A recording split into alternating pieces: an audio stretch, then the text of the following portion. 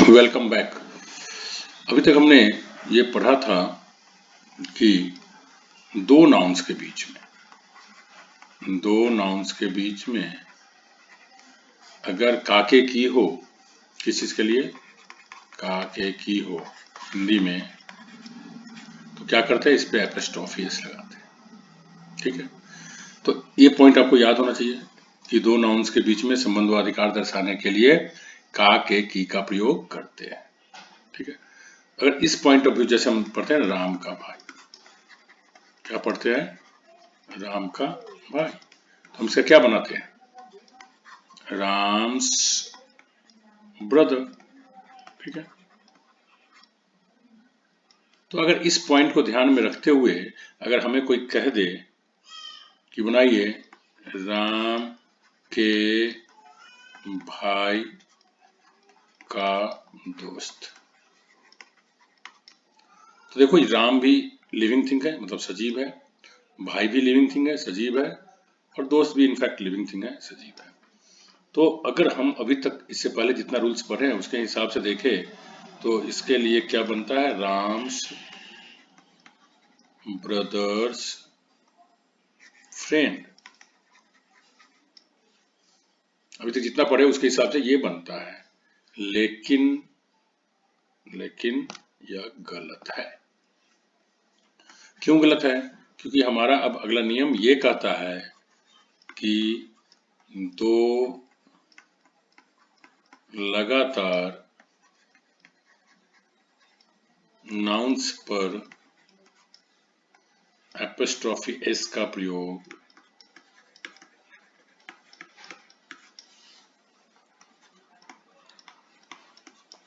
नहीं किया जा सकता है। क्या रूल कहता है, दो लगातार नाउन्स पर एपोस्ट्रोफी एस का प्रयोग नहीं किया जा सकता है। तो आप देखो यहाँ पर राम और जस्ट इसके बाद ब्रदर आ गया और दोनों पे लगातार हमने एपोस्ट्रोफी एस का प्रयोग कर दिया, अतः यह गलत है। अब इसको हम क्या बनाएंगे, इसको बनाएंगे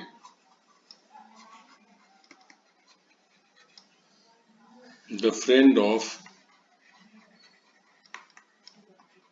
राम्स ब्रदर। क्या बनाएंगे,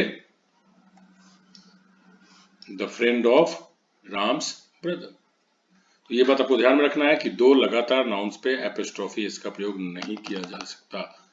लेकिन इसके एक अपवाद भी है। क्या है अपवाद में, एक्सेप्शन क्या है, loves labours lost. Love means प्यार, लेबर मतलब मेहनत मजदूरी, लॉस्ट मीन्स बर्बाद। तो प्यार का मेहनत बर्बाद जाना, ये वास्तव में शेक्सपियर के द्वारा लिखी गई एक बुक है। ठीक है, तो यह अपवाद स्वरूप यह सही है। तो आपने पहला पॉइंट क्या पढ़ लिया आज कि दो लगातार नाउन्स पर एपोस्ट्रोफी इसका प्रयोग नहीं किया जाता है। आई होप कि ये बात अच्छी तरह से आपको समझ में आ गई। That's good. आपको याद होना चाहिए कि नाउन्स को हमने कई तरह से बांटा था। और स्ट्रक्चर के आधार पर नाउन्स को हम दो तरह से बांटे थे, एक single word noun, I hope कि आपको याद आ जाना चाहिए, और दूसरा compound noun.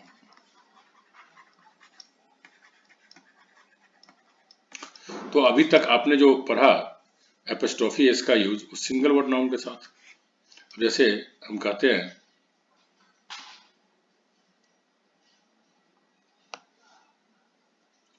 Single word noun में देखो हम कहते हैं राम्स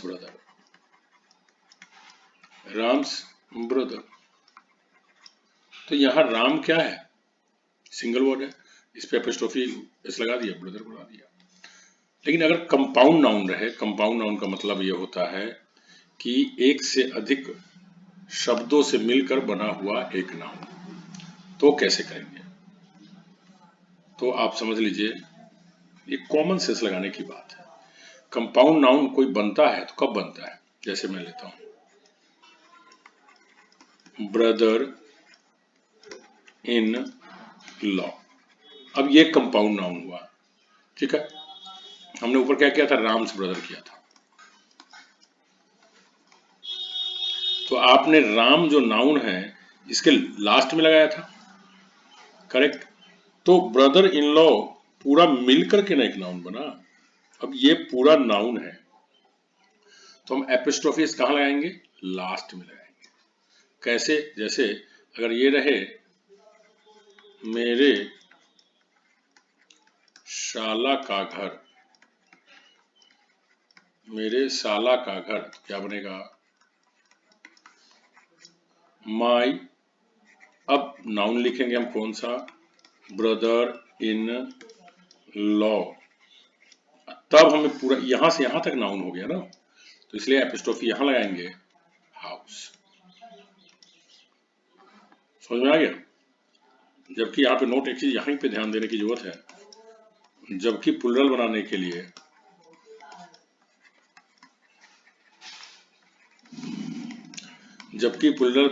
लिए मूल शब्द को प्लूरल किया जाता है, मूल शब्द को प्लूरल किया जाता है। अब देखो ब्रदर इन लॉ, ये क्या है? सिंगुलर है, और इसको प्लूरल बनाएंगे तो क्या बनेगा? ब्रदर्स, तब इन, तब लॉ, हो गया ब्रदर्स इन लॉ। प्लूरल बनाने के लिए ब्रदर पे एस लगा, नॉट एपिस्ट्रोफी एस, क्या लगा? एस लगा। और जबकि संबंध व अधिकार बताने के लिए कहा हमने एपिस्ट्रोफी एस का प्रयोग किया? लास्ट में। तो ये बात आपको समझ में आ गई होगी कि कंपाउंड नाउन के अंतिम अक्षर पर एपिस्ट्रोफी एस का प्रयोग किया जाता है। आप लिख लेंगे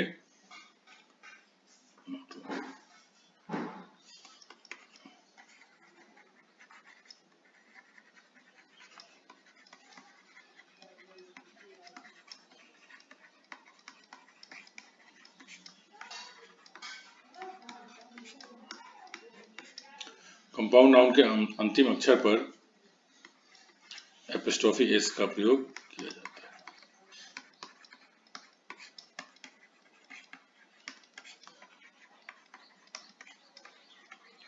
तो देखो ये तो हमने देखा हाइफन कंपाउंड नाउन। अब हम देखते हैं हाइफन कंपाउंड नाउन में कोई टेंशन नहीं है, नॉन हाइफन कंपाउंड नाउन में भी टेंशन नहीं होता है, ठीक है। लेकिन अगर प्रीपोजिशनल कंपाउंड नाउन हो तो टेंशन इसलिए होता है कि उसको दो तरीके से बनाया जा सकता है। अब देखते हैं हम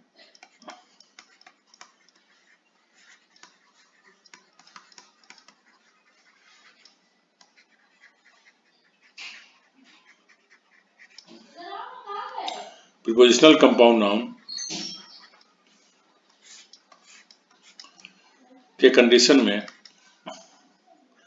जाहिर सी बात है कंपाउंड नाउन है। कंपाउंड नाउन का नियम क्या है? अंतिम अक्षर पर। तो जैसे हम कहें भारत के प्रधानमंत्री का स्वागत, भारत के प्रधानमंत्री का स्वागत। अब देखो भारत के प्रधानमंत्री का स्वागत लिखा हुआ है तो हम जानते हैं भारत के प्रधानमंत्री एक प्रीपोजिशनल कंपाउंड नाउन है। तो इस हिसाब से क्या होगा? The prime minister of India, the prime minister of India. अब ये हो गया पूरा compound noun, prepositional compound noun. अब इसके बाद क्या है? का स्वागत, तो एपिस्ट्रोफी एस, वेलकम। तो इस तरह से बन गया। हालांकि इस सेंटेंस को हम दूसरे तरीका से भी, एक और तरीका से बना सकते हैं, द लगाकर, ऑफ लगाकर, the welcome of the prime minister of India. अब इसे हमें सेंटेंस बनाना होगा, जो भी हम बना लेंगे। इज डन हेयर, ऊपर भी कर सकते हैं, वेलकम इज डन हेयर। तो इस तरह से हमने क्या देखा? इस तरह से हमने देखा कि कंपाउंड नाउन के अंतिम अक्षर पर क्या करते हैं? एपोस्ट्रोफी एस का प्रयोग करते हैं, और तब उसके बाद वाले नाउन से वह संबंध व अधिकार बताता है। तो आई होप कि आपको ये दोनों पॉइंट क्लियर हो गया होगा। पहला पॉइंट हमारा क्या था? पहला पॉइंट हमारा ये था कि दो लगातार नाउन्स पर एपोस्ट्रोफी एस का प्रयोग नहीं किया जाता है। क्या था? दो लगातार नाउन्स पर एपोस्ट्रोफी एस का प्रयोग नहीं किया जाता है। दूसरा क्या था कि कंपाउंड नाउन की स्थिति में एपोस्ट्रोफी एस का प्रयोग वर्ड के अंतिम अक्षर पर किया जाता है, जबकि प्लूरल बनाना होता है तो जो मूल शब्द होता है उसका प्लूरल बनाते हैं। चलिए, ये दोनों क्लियर हो गया होगा। नेक्स्ट हम लोग बढ़ते हैं अगले पॉइंट की तरफ। देखो, अभी हमने क्या सीखा अभी तक कि नाउन पर एपोस्ट्रोफी एस का प्रयोग होता है। यही सीखा ना? नाउन पर एपोस्ट्रोफी एस का प्रयोग होता है। किस लिए होता है? का, के, की का संबंध बताने के लिए। अगर कोई पूछ दे कि क्या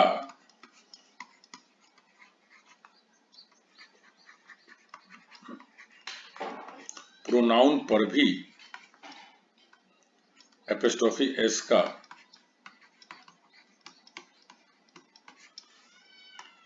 प्रयोग हो सकता है, तो क्या करना पड़ेगा? हाँ, आंसर क्या होगा? हाँ, एस। लेकिन उसका अपना एक कंडीशन होता है। ठीक है, क्या कंडीशन है हम देखते हैं।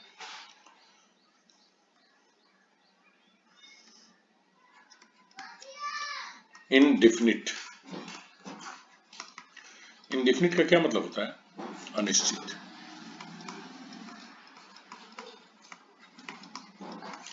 इनडिफिनिट का मतलब होता है अनिश्चित। इनडिफिनिट प्रोनाउन क्या होगा? ऐसा प्रोनाउन जिससे किसी निश्चित चीज का बोध नहीं हो।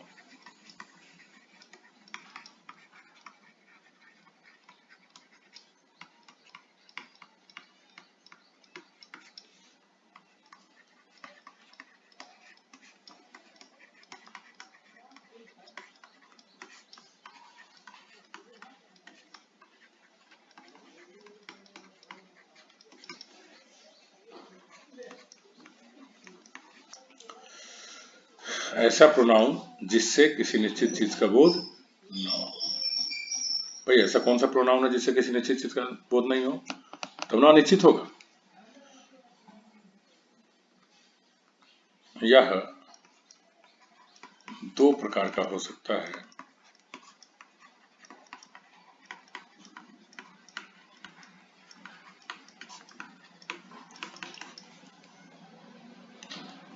व्यक्ति का बोध कराने वाला indefinite pronoun,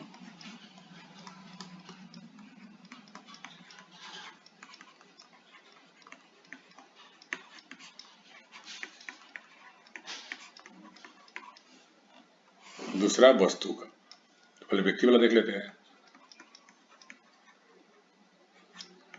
everybody, nobody, everyone, no one या नन, etc। ये क्या होता है? इसमें जनरली बॉडी एवं वन वाला।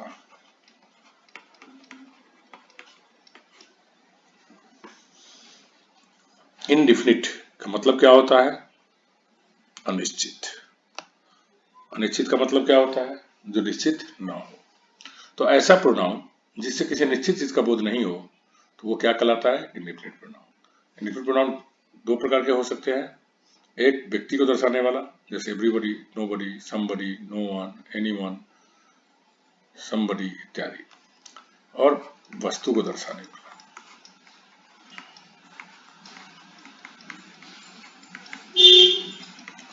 दूसरा क्या है? वस्तु का बोध कराने वाला।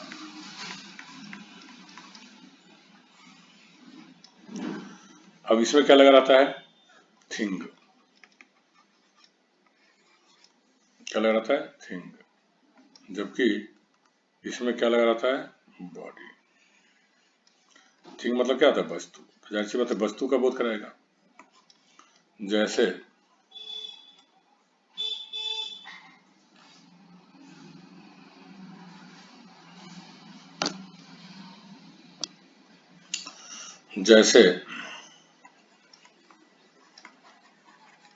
समथिंग,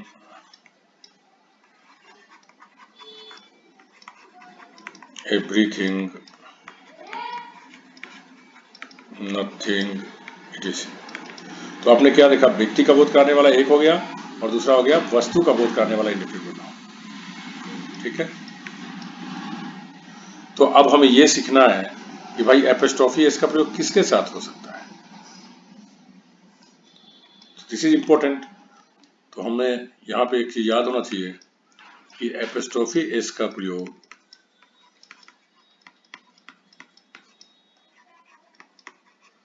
व्यक्ति को दर्शाने वाले या व्यक्ति का बोध कराने वाले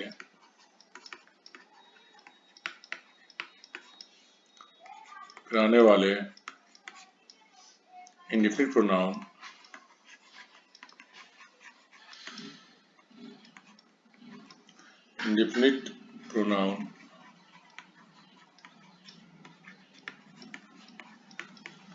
के साथ होता है।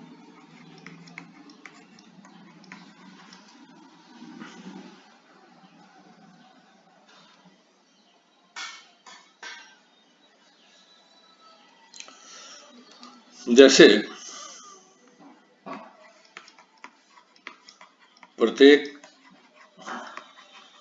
व्यक्ति का घर अगर है, ये ध्यान रखना कि एक पार्ट है, पूरा सेंटेंस नहीं है। प्रत्येक व्यक्ति का घर कहते हैं तो पहले तो हम प्रत्येक व्यक्ति का लिखेंगे। प्रत्येक व्यक्ति का क्या होगा? Every body. अब का के लिए क्या कर देंगे? इस पे एपोस्ट्रोफी एस। घर के लिए क्या कर देंगे? हाउस। ये बन गया आपका एवरीबॉडीज हाउस। एक बहुत पॉपुलर कहावत है,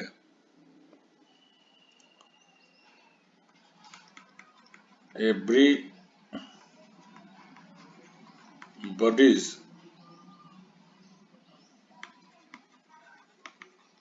बिजनेस इज नोबडीज बिजनेस। ये कहावत है, इसका मतलब होता है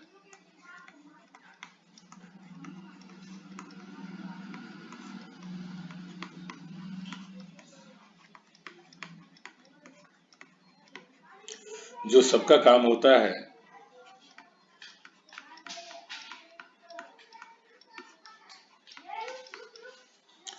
वह किसी का काम नहीं होता है।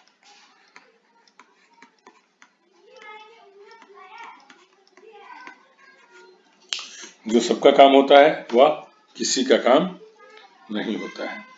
अब सवाल उठता है कि भाई क्या हुआ? मतलब जब तक कोई भी काम किसी निश्चित व्यक्ति को नहीं आप दोगे, सौंपोगे, तब तक उस काम के पूरा होने का दुविधा रहता है। इसलिए कहा गया है जो सबका काम होता है वो किसी का काम नहीं होता। कह दो, जैसे मैं कह दूं कि कोई लड़का एक गिलास पानी ले आओ, तो हो सकता है दो चार को उठ जाए खड़ा होकर पानी लाने के लिए, या हो सकता है कोई उठे ही नहीं, ये सोच करके दूसरा तो कर देगा, दूसरा कर देगा, तीसरा कर देगा, और कोई करे ही नहीं। तो चलिए ये हो गया कि पहले अपने आपको ये सिखा दिया अभी कि इंडेफिनिट प्रोनाउन कौन कौन होता है। इंडेफिनिट प्रोनाउन में दो तरह का बता दिया मैंने, एक बता दिया व्यक्ति को दर्शाने वाला, दूसरा बता दिया वस्तु को दर्शाने वाला। तो हम जानते हैं वस्तु तो निर्जीव होता है तो उस पर एपोस्ट्रोफी एस तो लगेगा नहीं, और व्यक्ति तो सजीव होता है, इसलिए व्यक्ति का बोध कराने वाले पे हम एपोस्ट्रोफी एस का प्रयोग करेंगे।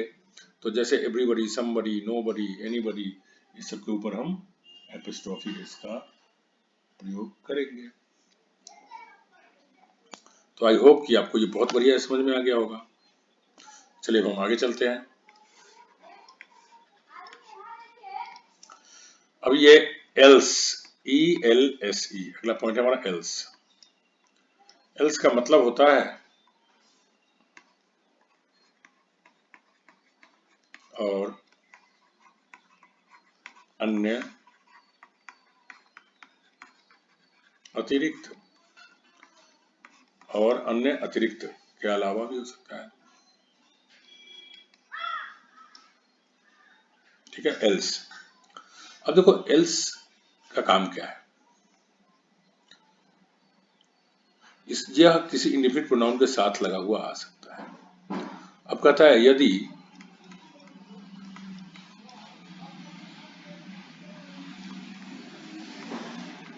एल्स का प्रयोग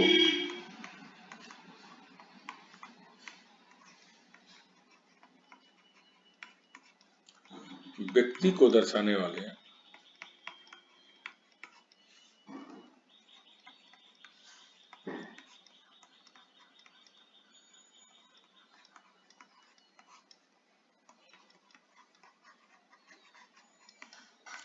किसी इंडिफिनिट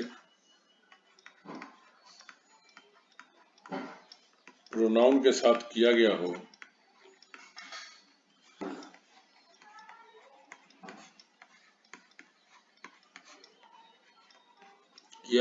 तो हो तथा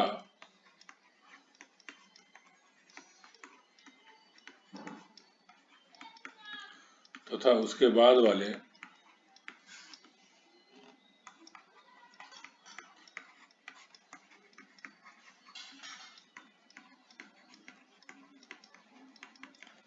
किसी नाउन से संबंध बताना हो तो एपिस्ट्रोफी एस का प्रयोग एल्स पर किया जाता है।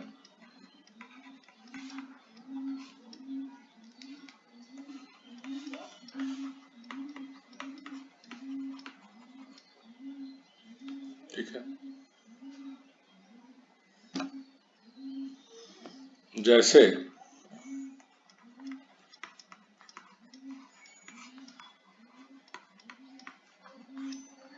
किसी और का घर, तो इस एक्सप्रेशन को कैसे बनाएंगे।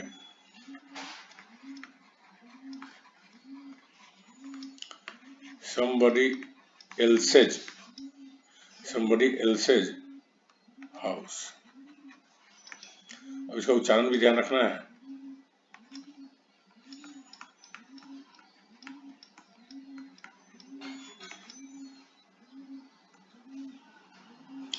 somebody else's house, किसी और का घर। अब हमने इसमें परीक्षा में कैसे देगा, हमें कर देगा somebody पे एपिस्ट्रोफी एस देकर। तो हमें पता है कि इसके बाद यहाँ एल्स रहेगा, तो हम एल्स पे एपिस्ट्रोफी एस लगाएंगे, इस पे नहीं लगाएंगे। आ गया होगा समझ में? That's correct.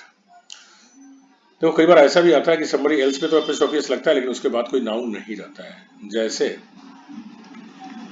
मैं तुम्हारे व्यवहार को पसंद करता हूं,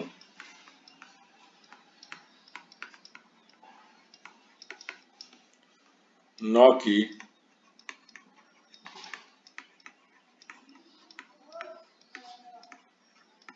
किसी और का।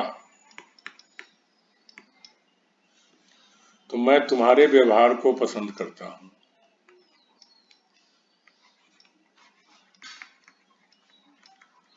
I like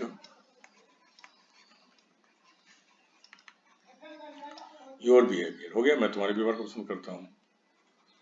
but not anybody else's. जैसे देखा हमने क्या किया, एल्सेज एपिस्ट्रोफी लगा दिया। अब यहाँ एल्सेस के बाद बिहेवियर छुपा हुआ है, तो I like your behaviour but not anybody else's, मैं तुम्हारा व्यवहार पसंद करता हूँ, ना कि किसी और का। तो ऐसा भी आपको कंडीशन मिल सकता है जिसमें एल्स के बाद एपोस्ट्रोफी एस लगे। लेकिन आप ये चीज हमेशा ध्यान रखना कि ऐसा तभी होगा जब का के की का बोध होगा, तब को का बोध होने पर नहीं।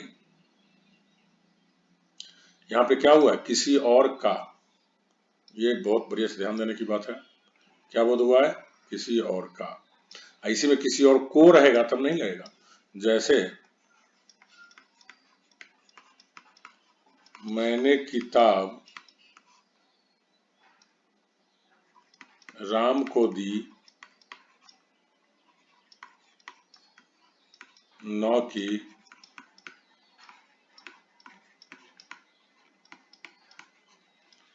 किसी और को, कर्ता ने कर्म को। तो आप यहाँ स्पष्ट देख सकते हैं कि यहाँ पे का आया था, लेकिन यहाँ पे क्या आ गया, किसी और को आ गया। किसी और को कर्ता ने कर्म को, तो इसका मतलब क्या हो गया, कर्म का बोध कराएगा। कर्म का मतलब क्या होता है, object.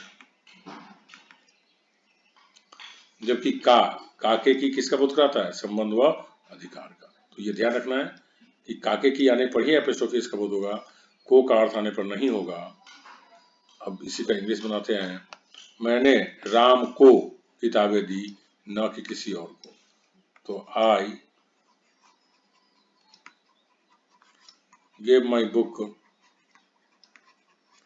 to Ram but not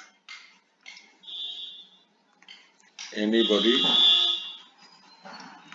else's.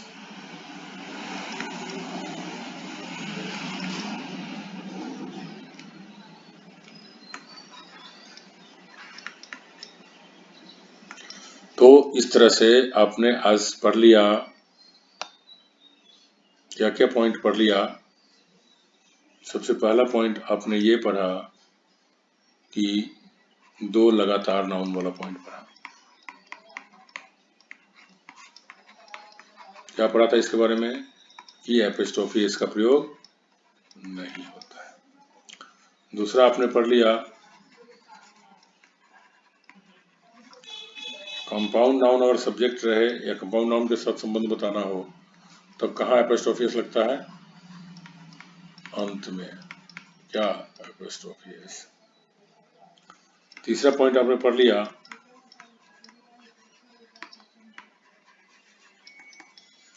Indefinite pronounce.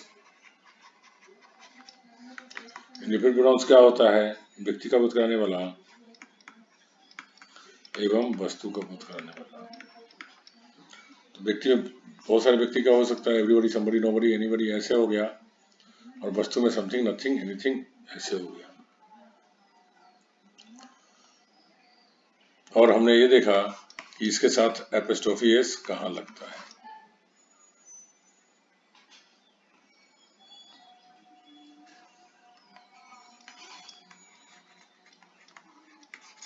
इसके बाद एल्स का यूज पढ़ लिया हमने, और इस तरह से हमने ये देखा कि एल्स पे कब एपोस्ट्रोफी एस लगेगा और कब नहीं लगेगा। इस तरह से हमने आज कुछ इंपॉर्टेंट पॉइंट्स पढ़ लिए। So thank you very much.